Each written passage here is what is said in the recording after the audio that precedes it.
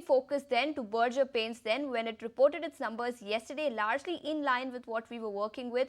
Revenues have risen by about 3% on a year-on-year basis. Margins meanwhile have contracted, and company has reported volume growth of about 7.14%.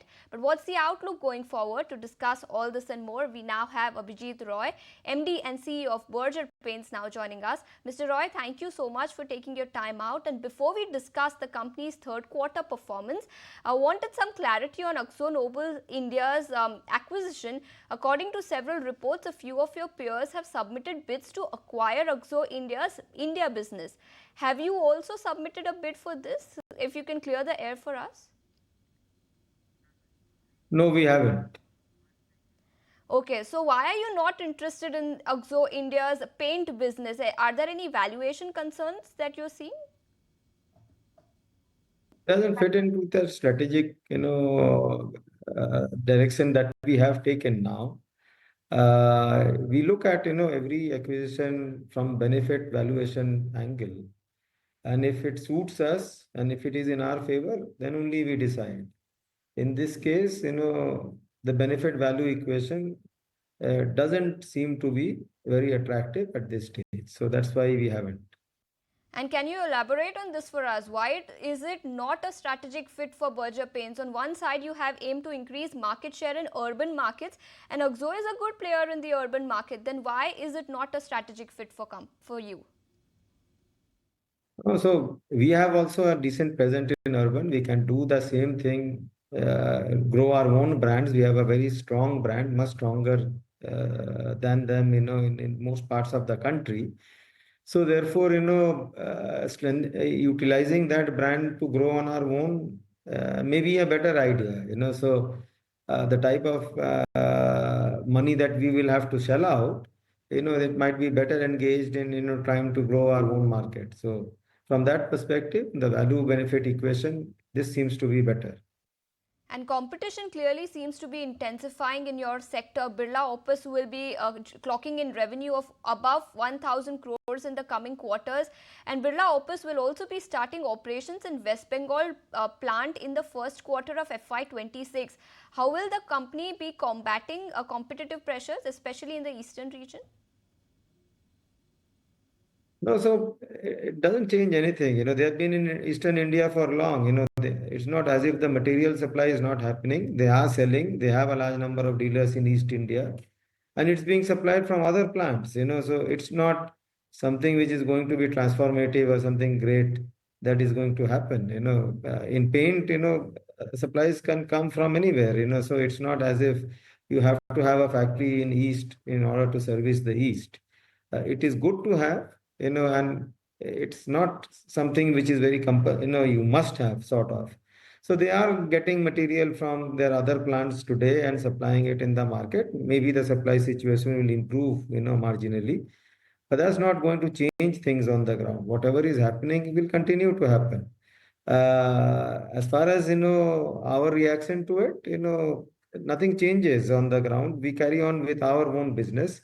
In spite of their presence, we have continued to gain market share in the current situation. So in fact, even with their sales taken into account, we have gained a little bit this quarter and for the year as well. So therefore, we have nothing much to worry as such. Yes, they are a serious competitor, and we look at all such competitors, and take them very seriously. So we will do whatever is required, protect our turf, and to grow our business. That's the word coming in as far as competition is concerned. But shifting back to numbers then, margins in third quarter have declined by about 80 basis points to come in at 15.9%. What led to the contraction in margins in the third quarter, and do you expect a recovery in the fourth quarter?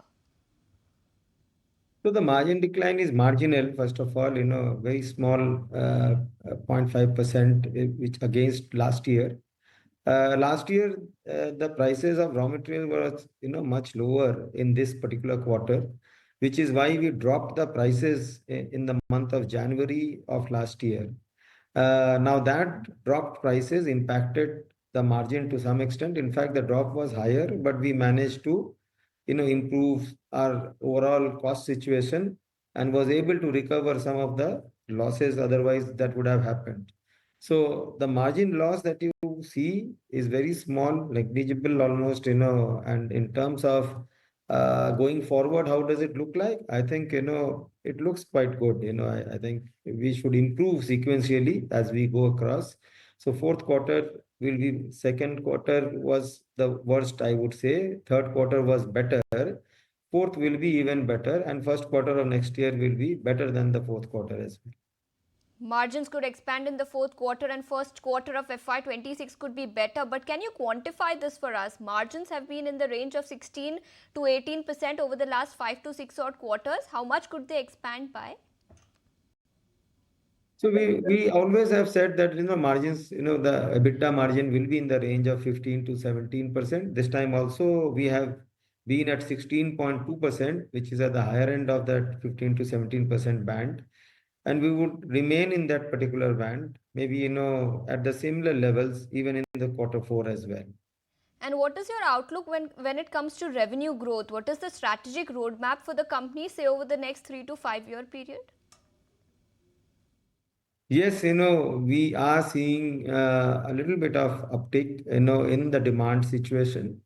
So as I said, sequentially from quarter three, quarter four should look better, therefore, in terms of sales. We had clocked volume growth of about 7.4% in quarter three. In quarter four, we may be very close to the double-digit figure in terms of volume growth, and value growth will be much better than what you have seen in quarter three, largely because the price decrease impact which we were suffering from will go away in this quarter, mostly, and therefore the value growth will be in somewhere in the single digit, middle single digit type of a figure. So that's how it will be going forward. The demand should restore itself. So therefore, demand, once it comes back, we should see even healthier growth than what we have seen so far. We could see healthier growth going forward, and double digit volume growth is what the management is guiding for the fourth quarter. Mr. Roy, thank you so much for taking your time out and joining us here on ET Now.